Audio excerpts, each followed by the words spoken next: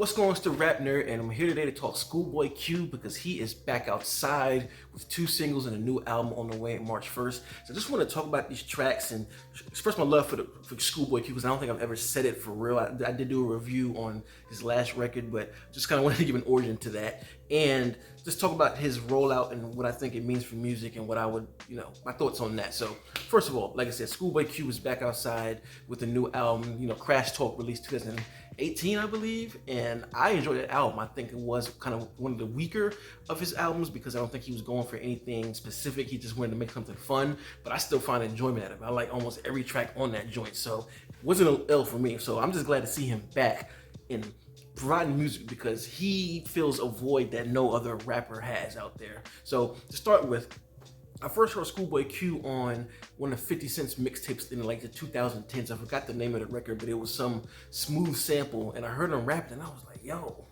this dude sounds dope. Like, he reminds me of 50, and ironically, I think Schoolboy Q said 50 was one of his biggest influences in his raps, and you can hear that in his first 2 albums, Setbacks and Habits and Contradictions. Like, both of those albums really sound like 50 Cent albums, but just from the West Coast.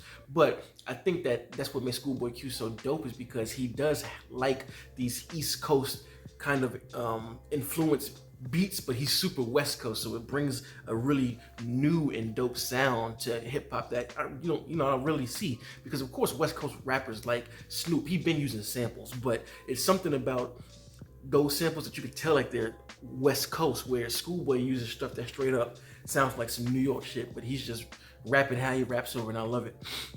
And as these albums progress, like once you hit Oxymoron, you can really see Schoolboy really honing his sound and it's being as eccentric and specific as it is now. The cool thing about Schoolboy and why I'm glad he's back outside filling a void is because dude is a gangster rapper. He doesn't like, scoff at it or push it away or oversell it. It is what it is. He is who he is, and he's all these different pieces being a gangster rapper. He's a dad. He has definitely grown up, changed. He be golfing. And another thing about him, which is gonna sound crazy, so don't kill me for it, because I know that this term, I don't know what the temperature on it is, but while he is this gangster rapper and gangster in all of his ways, he has a certain hipster appeal about him just because of he's just a cool dude. And when he came up on the circuit, he was kind of in the same lane of hipster rappers, and I feel like him being able to bring his authenticity to that style of rap, it also culminated in something different because he made hipster records like One Hell of a Night, go, go, go, go, go. He's made records that are specifically for a certain type of like feel that no other gangster rapper really can do. It's almost like his version of Snoop, how Snoop would do kind of funk music and go into these different bags of like doing like sexual seduction. Schoolboy Q has that appeal to kind of go and do things outside of like traditional hip hop, and I think that's what also makes him dope. So huge Schoolboy fan, super happy to see him come out again with new music. He dropped 2 singles, the first one called Blue Slides, the second one called Back in Love. And the first record, Blue Slides, I really enjoyed it. I can't front, I haven't listened to it a lot because I feel like that's a song that's gonna work better within the album, and I don't wanna over listen to that knowing how it's gonna work within the pocket of the album. But I love the jazz samples, not even a kick drum in there, and it's just him rapping his real life as he has done before, which is also what makes Schoolboy Q different. Like, his vulnerability is different than other rappers within his genre of gangster rap. One of the lines that stuck out to me when he was like, lost a homie to the dope game, I can't go back, talking about Mac Miller. Another line when he was like, sometimes you gotta be a deadbeat to feed your family.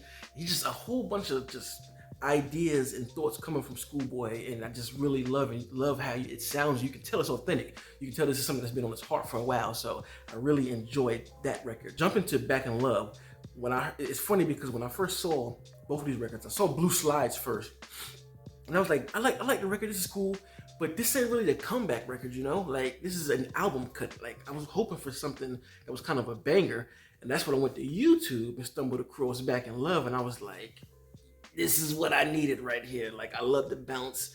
Schoolboy is so inventive with his flow. One thing about him that I like as a rapper, and me being I guess a retired rapper myself, it's hard to like, I like when you can't really, I like when you don't know where a rapper is gonna land the last bar or what he's gonna rhyme with. And Schoolboy Q manages to do that to me a lot. Every time he's, I hear new music, I don't know where the flow is gonna go. I don't know where the tone is gonna go. I don't know how he's gonna in the last bar, he's just coming on there.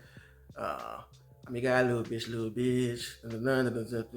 and he kept that same tone the whole time, and it just worked with the beat. This is the kind of bangers that I expect from Q. This song has been stuck in my head every day since I've heard it, and I don't even know all the lyrics. Just that tone of him keeping it low and kind of growling, and just funny ass bars like "Grown man ain't wearing no purse on Critman, you niggas need church."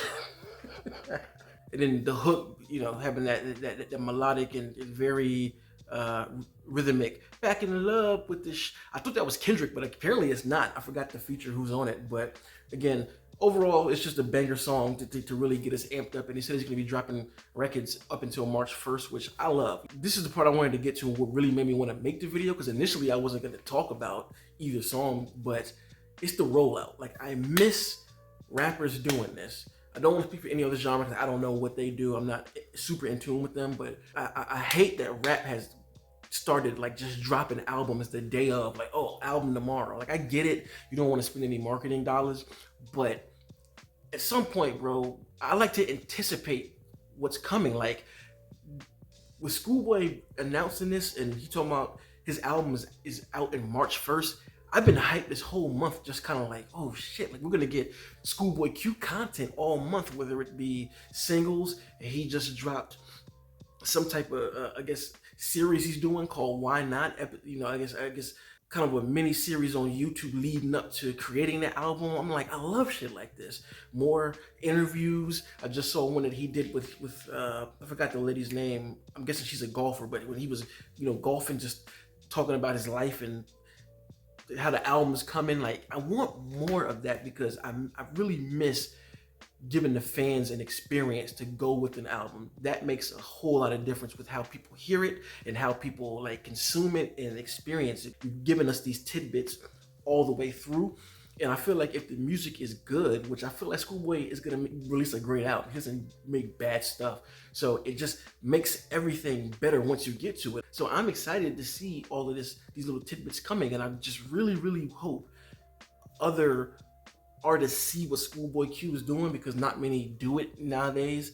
And they kind of jump into doing that to give us fans more insight on the music, because making albums is a process, man. I've done it before, and your headspace when you make music is different to those folks who don't know, because you're in a certain mindset. You're riding around in your car, listening to music, listening for sounds, and you might see something that's oh, that random thing that I just saw on the street can be used here. Merging the concepts into the music just makes for a whole experience, man. So I just want to talk about that and really hope that more artists do that, because I enjoy it. Super looking forward to Blue Lips, man. I'm a huge Schoolboy Q fan, one of my favorite artists of this generation and period as far as rap goes. Let me know in the comments what you think about both of those singles and the album. Which single of the two is your favorite? Like I said, mine is Back in Love. What's your favorite Schoolboy Q album as well? Right now, I still would probably have to say it's between Blank Face and Oxymoron. I'm not 100% sure, because both albums released during pivotal times of my life, and I remember riding around to both of them so much, just ridiculous. So I'm gonna say those two are even. But anyway, for this kind of content, make sure to like and subscribe, and if you already are subscribed, thank you, and until next time, peace. RapNerd Productions, no capping, that's word to mommy.